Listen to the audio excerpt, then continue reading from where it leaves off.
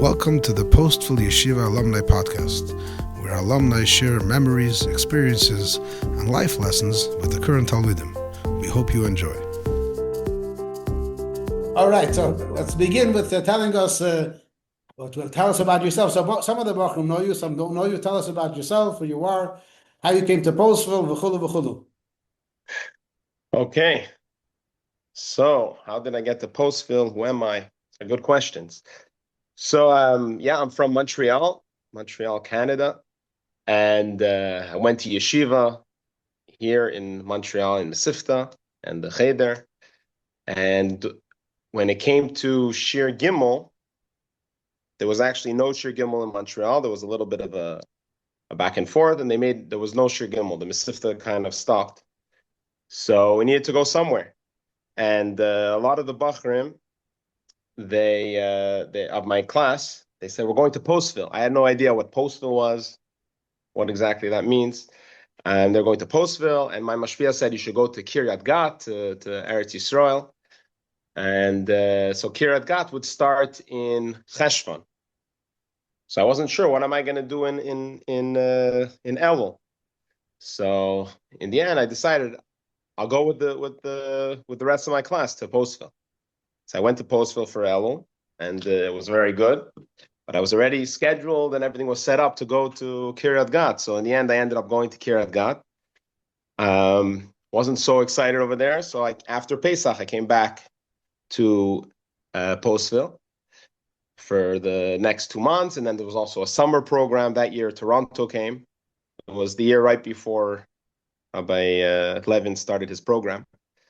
So Toronto Yeshiva came. I stayed there also in the summer. This was the Tavshin Samach Tes, 2009. So that's about Postville. But about myself, so I went to Postville for Tavshin Samach Tes. Then I came to Montreal for Zal, for the 3 years of Zal. And the first year of Zal, Tavshin Ayin, in the summer, Rabbi Levin started his program with Chol of Yisrael, a whole special program for the summer. Went to Postville again. So that's the third time going to Postville. And after yeshiva in Montreal, I went as a shliach to California, to Los Angeles, to the Mesivta. And after that to Morristown for Smicha. Then I stayed there in the Tiferes program, the program of the Baal Tshuvas, for 2 years. After that, I got married in Brazil, and I went to Koilel in Argentina for 1.5 years. And after that, I came to Montreal, and here I am in Montreal teaching in Mesivta. There's 2 Mesivtas here in Montreal. So I'm teaching in the one which is called Kerem Menachem, or the Zirkin Mesivta. So we're teaching in that Mesivta and the past 2 years, we also started to do Kita Ches. So last year and this year, I'm teaching Kita Ches. So that's very short, Bekitzer, where we're up to. Okay, so if you share the story that you told me, why you got upset at Kiryat Gat, why you wanted to leave, has to do with Yitas Kislev and Fabrengens. You didn't tell me you're going to ask this stuff. Okay. I'm not sure what exact... okay, so in Kiryat Gat... Yeah, so what happened in Kiryat Gat is that the kind of Hasidishkeit was very rigid in certain ways, and if you would open a Gemara on Shabbos, they would tell you you're being L'chal Shabbos and things like that. So I just got very turned off at that. Is that what I told you, or something else? By the Fabrengen, you said you want by the Fabrengen, someone was learning Gemara in the side room. Oh yeah, exactly. There were Bachrim in the back learning Gemara, and the mashpia went to the bathroom, and he saw this Bachrim learning Gemara on Shabbos. This is terrible. So he came back to the Fabrengen, and he gave a whole thing out. Gemara on Shabbos, this is a disaster. This is mamish for Chabad. This is mamish chil Shabbos, and it didn't click with me. And then the whole place was like that. The whole derech over there. Mm-hmm. Yeah. And just something else. I wanted to prepare it. I forgot to prepare it. I have in my house still that you once wrote for me a whole sikkum of the Rif, his whole life, and you made a whole design on it. But yeah, I wrote it for. Huh? I wrote it for you. I wrote it for you. I don't remember that. You wrote it for me. I have the original, but you're publishing Svardim now also? I made a Sefer. I didn't fully publish it yet, but it's this Sefer over here. It's a Show it again. Show it again. I don't know. okay. Read it out loud. So you should see. Chachmei Emes, Algeria, Morocco, and Tunis. These are biographies and divrei Torah from Chachamim, from where you come Torah from. on the parsha. It's on the parsha from these from the Chachamim of North Africa, Morocco, Tunisia, Algeria. I got very into it. Where are you from originally? I am from Montreal. No. Yeah. Even my high. my father's from Morocco, from Casablanca, Morocco. And he always would tell me when in yeshiva, like, okay, you know, you're learning Shim and Shkop and you know, the Maram and this. Tell me something from the Chachamim of the Sfardim or whatever. I didn't really know what to tell him. So I started to search more and more, and I got more into it, and I made a whole research. And on each parsha, I put a Dvar Torah on the parsha, a story, and some interesting idea at the end. So that's it's on the whole Chumash. And it's all specifically from Chachamim of Morocco and Algeria, Tunis. Yeah, I got a skama from the Rosh Koilo, Rabbi Eisenbach in Argentina. He passed away, Allah Shalom, and he told me, I was putting some other stuff in there. He told me, no, if you're calling it Chachmei Emes, it's supposed to be Chachamim only from Algeria, Morocco, Tunisia. It has to be that. No, I'm not putting a skama. So I made sure it doesn't have anything else. Yeah. The Bachram are asking if it's for sale. For sure it's for sale, but it's not. I'm trying to get a publisher to take it and publish it, but right now I'm selling it to myself. Yeah. How much does it cost? So it's kind of like it's in small kaifsim, like this thin. So it's $15 each one. So 5 of them. Oh, you have on the whole Chumash already? Yeah, on the whole Chumash. So you're looking to make it as one Sefer, or you want someone to publish as one it? Sefer, yeah. I'll publish it as one Sefer. And that'll be cheaper than buying for 5 times 15. Yeah, exactly. Your Talmidim want to know if it's 15 Canadian or 15 American. It's right now 15 Canadian. I can make it American. It helps me. Yeah. Okay, so let's share something on Parshas Vayeshev. Well, who do you have in Parshas Vayeshev over there? Oh, now you're asking good questions. Let's see. Okay, Parshas Vayeshev. So there's a famous medrash Plia, strange man, not strange, a wondrous medrash on a pasuk in Shir Hashirim. It says, Perek Zayin of Shir Hashirim at the end.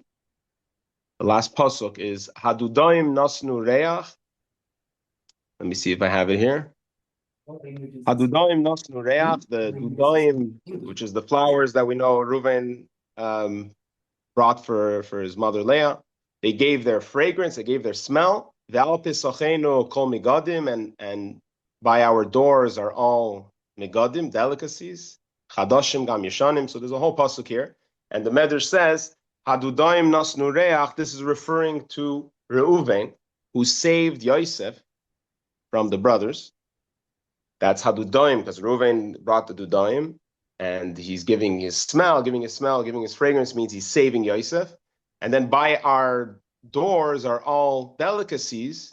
This is referring to the Neiros Chanukah. That's what the Medrash says. But the question obviously is, what's the connection between Reuven saving Yosef and the Neiros Chanukah? So there's a few Chachamim that explain. One of them is a Sefer Parperois LaChachma from Raphael Moshe Raphael Masud Ibn Mocha. So he says that we have a question. Why did Reuven? Why did he say put Yosef in a pit? Why didn't he go right away and save Yosef? Say, well, you shouldn't kill Yosef. You shouldn't do anything to him. Take Yosef, bring him back home. He should be saved. He shouldn't be hurting him. Why did he say let's put him in a pit? And then he's going to go and bring him home. So he brings from another Sefer. I don't remember which Sefer he brings there. That the reason is because if you have a group of people, and they all have one idea, and you're coming and going against their idea, they're just going to push you away. So what you have to do is you have to go slowly. Slowly, you're gonna introduce to them what you think is the right thing. So that's why Reuven felt all the brothers were boiled up to kill Yosef, and so he said, "Okay, I'm going to do this slowly." So first he said, "Let's put him in a pit. We're not going to kill him. We're going to put him in a pit." And then after, he's going to talk to them, and slowly, eventually, he's going to be able to bring him back to Yaakov. So the same thing is with Neres Chanukah. The Neres Chanukah, there's a machlokes Beis Shammai Beis Hillel, famous machlokes. Beis Shammai says the first night you light all the candles, and then you go down. And Beis Hillel says first you start with one, and then you build up 2, 3, 4. So just like the Reuven, he saved Yosef. He saved Yosef slowly, right? First he put him in the pit, and then slowly but surely he's going to fully save him. So the same thing with Neres Chanukah, that you should start slow. Start with 1 candle, 2 candles, 3 candles. So that's why the pasuk says, "Hadudaim nasnu reach." They gave their smell. This is Reuven who saved Yosef, just like he saved gradually. So too, Neres Chanukah, the halacha is that you should start slow and grow in the candles. That's the explanation.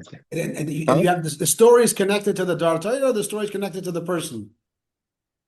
Not necessarily connected to the Torah, not necessarily the person. It's just a story that's tried to connect it to the parsha. Not always connected, but it's also a story about the Chachamim of Emes. Yeah. And you say an idea at the end. You mean your own idea at the end? No, it's all from them. Like so here, the Piyut Adon Olam was made by either Rabbeinu Hai Gaon or Rashi, saying it is a segula for our davening to be accepted. That's not connected to the Chachmei Emes. Neither Rab Hai Gaon nor Rashi come from those countries. But who brings it? Rabbi Chaim Asas. Understand? Huh? One of these Chachamim brought this. What's the connection to the parsha? No, it's just an interesting idea. A random thing. The next, a random idea not connected to the parsha. Random, yeah.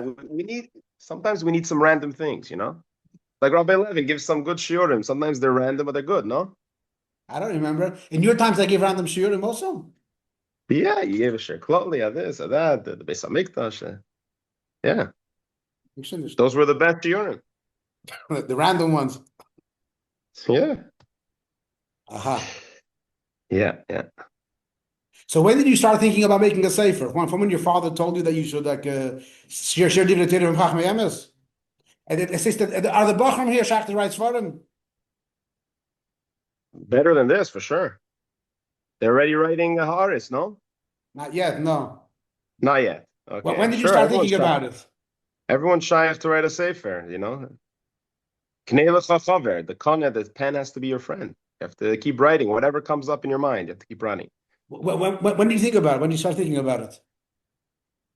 When did I start thinking about it? Maybe when I was like doing smicha, already about that point. Yeah. Mm-hmm. Now you do Shatnez also, right? I was thinking to write in Hebrew, in Lashon HaKodesh, but in the end, put it in English because I wanted my father to be able to fully get it. Sometimes it's harder for him to understand the Lashon HaKodesh, so I put it in English. So you do Shatnez also, right? Yeah. There's a whole story about that. You told me that. You asked me introduce myself. I guess I wasn't good at that. Let's start again. So in my day, this is what happens. In the morning, obviously you have to daven, Chassidus, davening, but there were some years where I taught Chassidus, some years not. This year I'm not teaching Chassidus. So I teach only Gemara, Nigla. At it's 10:15 to 1 o'clock. We have Gemara Baba Kama. Aminiach, teaching the Gemara. Then after that, I go. My father has a hat store, and I go there, and that's where I check Shatnez, and I help him with the hats. So I learned how to check Shatnez when I was in Morristown after Smicha time. I went to Lakewood. There's a big Shatnez lab over there, and they have a program of teaching how to check for Shatnez. So I would go there it's an hour and a half from Morristown and learn how to check Shatnez. And that's one of the things I do. Besides for that, I also learned coaching, life coaching. It's a side, even though it sounds like a big thing, but it's a side job. I'm not like growing big time over there, but I'm doing some work over there. Life coaching. What else goes on? Yeah, so I have the Sefer that I made, and that's it. Laying Back on to the Shabbos. Shatnez, there was a whole story with the Shatnez that you told me then, that you had to trick them in order to learn it because they didn't want you to go to the same place like other people. Yeah, that's true. That's true. They said, where are you gonna? Oh, this is the beginning of the story. My father wanted to learn how to check for Shatnez. He has his hat story. It's a good thing to do, and they said they don't want to teach him because there's already people checking in Montreal. So he said, maybe you try. I said, I didn't want to checking for Shatnez. Like what? He said, maybe you try. I said, look, if you're gonna pay for it and set it up, it's there. So I called them, and they said, where are you gonna be? I said, not sure. I'm a bacher. I don't know where I'm gonna be. I could be anywhere. They said, okay, we'll teach you. So if I would have had like an established place where I'm gonna be, I don't know if they would teach because I was a bacher in the air, so they let me learn it. They're very kind of controlling the situation. They don't want someone to go where someone else is already checking. But the truth is, here we could use someone else. There's a lot of times where there's too much, or it's like Erev Yom Tiv and you can't really do it. So Can yeah. you share in short, how do you check? What do you do to check? Like you look at it, you taste it, you burn it. What do you do exactly? So there's two things. There's Tfias Ayin. There's using your eye to see the material, which is like the original way. Good old days, how would they check for Shatnez? People knew material more, right? It was a normal thing that every mother was sewing. There was materials in the house. It was more coarse, the threads. So you're able to see just looking at it. And the same thing today. There's certain things that we could see clearly. So for example, if you have a jacket, you could see that the inside is plastic, right? The lining is some kind of polyester or nylon or whatever. The outside is wool. You could see that difference. So some things you could just see with your eye, and over time you start to build more of a feeling and a look. And the second way is with a microscope. So when I can't figure it out with just looking at it or touching it, so then I take a sample, put it in the microscope, and then I could see very clearly. Once it's in a microscope, it's clear. You could see straight through it, and you know if it's linen, wool, whatever it is. So that's basically the way. There are ways, like you're saying, to burn it, and you could chew it, and all these things, but you're not going to start chewing everyone's clothes and burning everything. Not going to work out very well. So don't really do that. But they didn't teach us the burning thing, but it's a simple thing. If you want to know if you could see the way it burns, linen burns faster. Well, the way things burn. But they didn't teach us that. What they taught us is how to chew it. If you chew cotton, it kind of melts in your mouth. If you chew linen, it keeps, there's pieces, it's wood.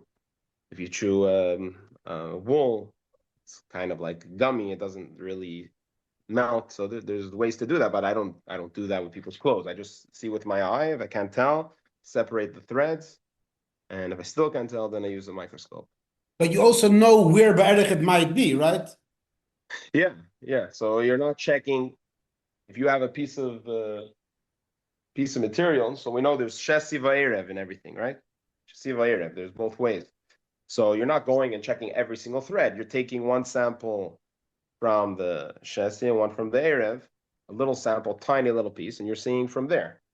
If there's, let's say, a suit that has pinstripes, and it looks like there's a shtickle suffix with the pinstripe, so you'll pull out one pinstripe to check it. Inside the clothes, the lining, there's certain places where it's there's known to find Shatnez there, so you're going to check there. So you're not actually checking every single thread of the garment. So by average, how often is there actual shatnez when you check?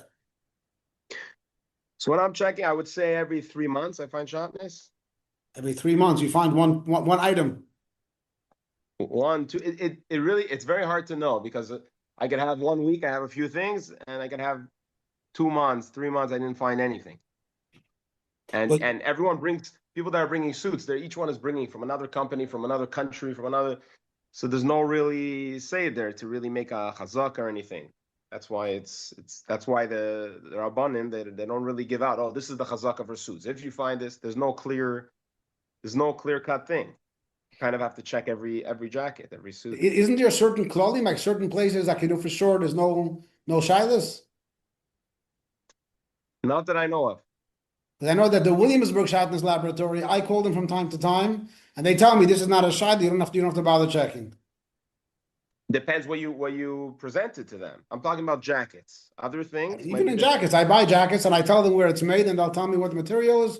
Say that if you they tell me, huh? Okay, so I guess I learned in a different sheet over here, more strict. How much did it cost you to learn it?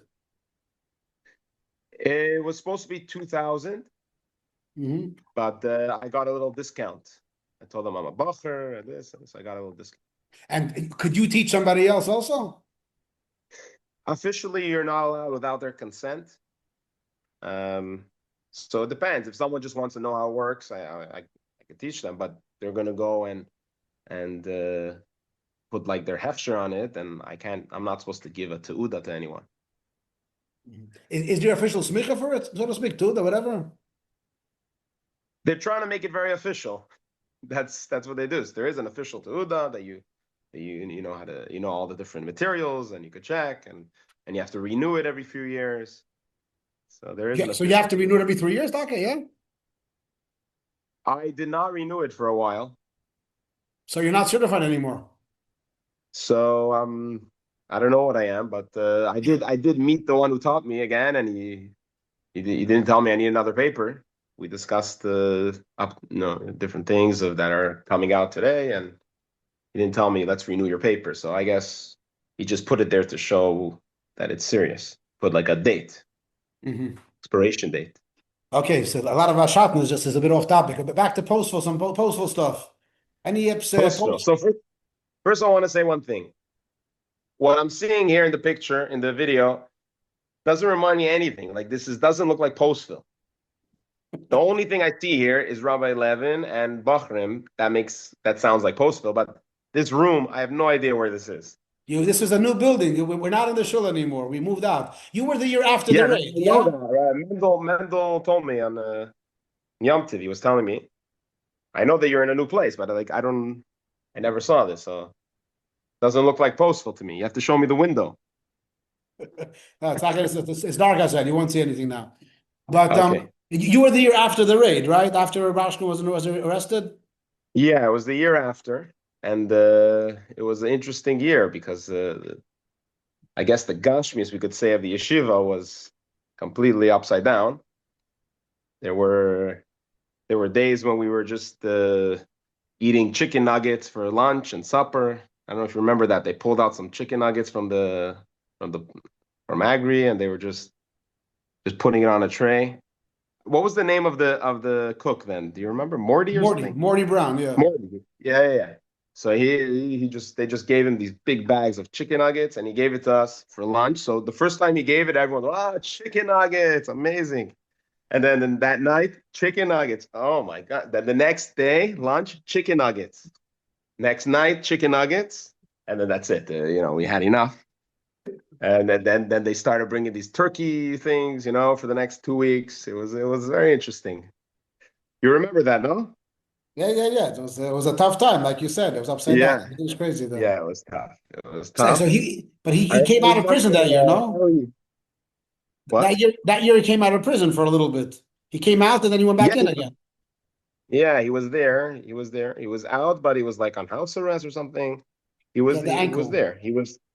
Yeah, exactly. He was learning Chayvus Alvavis all the time. In the mornings, he was there. Yeah, I remember there were big rallies that were being made. We went to someone's house to watch a rally from Borough Park. Yeah. Yeah, it was intense. I remember one time there was no breakfast. No breakfast, like nothing there. And some Bachram came late to Seder, and then there was a Farbrengen afterwards, and Eli was Farbrengen. Rabbi And Ben he said, Shimon. why? Reuven, Rabbi Ben Shimon. Rabbi Ben Shimon. They used to call him Eli. It's that those days are done. Whatever. You should be calling Rabbi Ben Shimon in front of the Bachram. Okay, so Rabbi Ben Shimon gave us a whole musar that just because there's no food by breakfast, well, you can't come to Seder. It was mamish happening. Can't come to Seder, come. You think your parents are even paying anything? It was good. Good. You know, we learned. How could we say? We learned how to appreciate things. People today, they don't appreciate. You know, you give them a 7-course meal and they're still complaining. Any memories? Yeah. Any messages you want to tell the Bachram? Special lessons to tell them? So I would say there's a lot of lessons, obviously, but I would say you have to use the time. There's a certain feeling when you're a Bachar. This is what everyone brings about, so whatever. You might say it's boring, but let's say it again. Certain feeling when you're a Bachar that this is forever, that you're a Bachar forever, you know, and you're just here and whatever.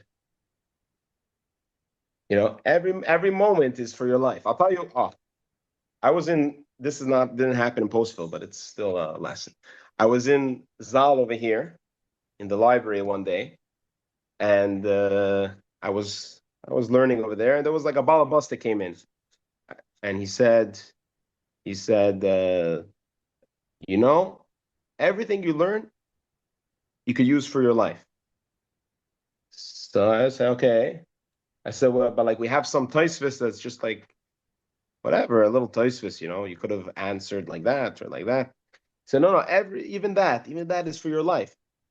So as a Bachar, it sounds very nice, you know, very inspiring, but only after, when you're actually out of yeshiva, you start to see that even a little Tosfos gives you a certain hashkafa on life, gives you a certain strength on how to look at things, and it pashut gives you strength for life. So it's not just if you learn a sicha, a mimer that says straight out a hayra. It's even a little, like a Tosfos that says havamatzi taretz. We could have answered that. That itself is already telling you a way to think, a way to look at things.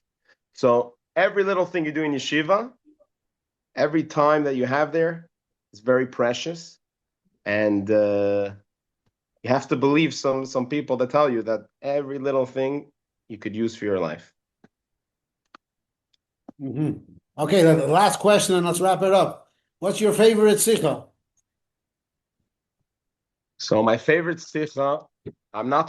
I saw that this idea of favorite. I don't know if I have like I think when I was a Bachar, there was more like favorites, niggin, favorite sikha, favorite this. Every sikha is amazing if you learn it properly, and it gives you a strength. It's unbelievable. Now that I read a lot of these other Sfarim, there's something very strong that we have when we learn Chassidus and a sikha, and it's like a whole different look. So every sikha is something very important and very strong. There's one sikha that is very special to me. It's the sikha Parsha Shmini, Chelek Aleph, right? I think, yeah. It's about the animals that are kosher, not kosher. Male Gera and Mafreses Parsa explains why is this a kosher animal? What makes why Dafka de Hashem choose a split hooves and chewing its cut. So that's, you want me to say that sikha? That's the sikha. That's a special sikha to me. Okay, it's already late. We were going earlier. A grace shakayach. So it's like yogurt in the morning. A story with a yogurt in the morning. It's a story. Breakfast and then. Yeah, that's what I said. Yeah. Rabbi Ben Shimon. That's a story. Yeah, after he came with some yogurts, he brought some. He said, "I'll bring you some yogurts." He brought that, and then he gave us this whole speech of, you know, how you have to learn no matter what and be all into it, and yeah. Okay, thank you very, very, very much. Okay, Much appreciated. sei gesund. No problem.